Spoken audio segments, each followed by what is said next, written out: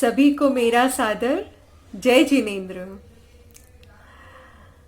आज हम कहानी के अंतिम पड़ाव में पहुंच चुके हैं। वैसे तो कहानी पूरी हो गई है, पर आज इस कहानी का अंतिम संदेश क्या है? अंतिम संदेश गौतम स्वामी इस कहानी के अंतिम संदेश में क्या कहते हैं, अब ये सुनेंगे। गौतम स्वामी राजा श्रेणिक से कहानी पूरी करते हुए कहते हैं कि हे राजन, जो इस महान सती चंदनबाला की सुंदर चारित्र को भावपूर्वक सुनता है, वह अपने निज पद की ओर बढ़ता है, पर से दृष्टि हटती है, विकार टूटता है, कर्मों के बंधन छूटते हैं। धर्मी जीव साता असाता रूप जैसा भी उदय हो, इष्ट अनिष्ट प्रतिकूल अनुकूल जैसा भी संयोग हो, उन सब परिस्थितियों में ज्ञानी जीव अपने ज्ञान का गेय बनाकर स्मरण नहीं करते। कैसी भी परिस्थिति हो, ज्ञान का गेय बना कर उसका स्मरण नहीं करते और अपने निज ज्ञायक प्रभु का कभी विस्मरण नहीं करते। बेड़ियों में जकड़ी हुई भूखी प्यासी तल घर में पड़ी सती चंदनबाला ने किंचित भी, इतनी प्रतिकूलता होने पर भी किंचित भी आत्र ध्यान नहीं किया, अपितु सम्यक तत्व विचार पूर्वक वहां भी निरंतर अपने ज्ञान स्वभाव आनंद का वेदन किया। भले शारीरिक दशा दुर्बल हो चुकी थी, उसके पश्चात भी निरंतर धर्म आराधना में अपने ज्ञायक स्वभाव में निरंतर सावधान रही, तो देखा आखिरी में फलता स्वयं ही मुक्त हो गई। ऐसी उपसर्ग करने वाली सेठानी के प्रति भी कोई क्रोध नहीं, अपितु उसको उपकारी समझा, धर्म माता समझा और उसे भगवान आत्मा दिखाई दे रही थी सेठानी में। अहो, अपना पुरुषार्थ अपने में ही चलता है, बाह्य में किंचित भी नहीं। अतः परिस्थिति को बदलने की आकुलता नहीं करो, अपनी मनस्थिति को बदलो, और इस मनस्थिति को बदलने के लिए निरंतर तत्व विचार तत्व निर्णय करना ही योग्य है।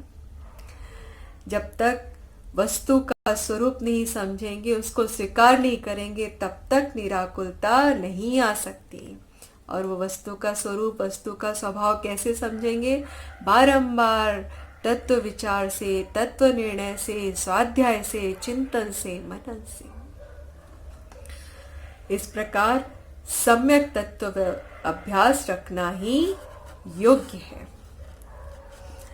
तभी करुणा सिंधु, आनंद का सागर, निज ज्ञायक भाव, ज्ञानानंद स्वभावी आत्मा अपनी सदा दृष्टि में जयवंत रहता है। परमार्थ स्वरूप की दृष्टि होने से कभी भी आकुलता नहीं होती, सदा ही निराकुलता रहती है। ऐसा ही पुरुषार्थी जीवों की साधना है। निरंतर पुरुषार्थी जीवों के हृदय में तो एक ही बात कि मैं तो अपने ज्ञान से ज्ञान को जानता हूं। अहो, मेरे जानने में ज्ञायक ही आ रहा है, मैं तो ज्ञायक ही हूं, अपने में पूर्ण तृप्त तृप्त तृप्त, कोई पराधीनता नहीं, किसी की कोई दरकार नहीं पर पदार्थ की। मैं अपने में अपने से स्वयं में पूर्ण तृप्त हूं। कितनी गजब की बात है।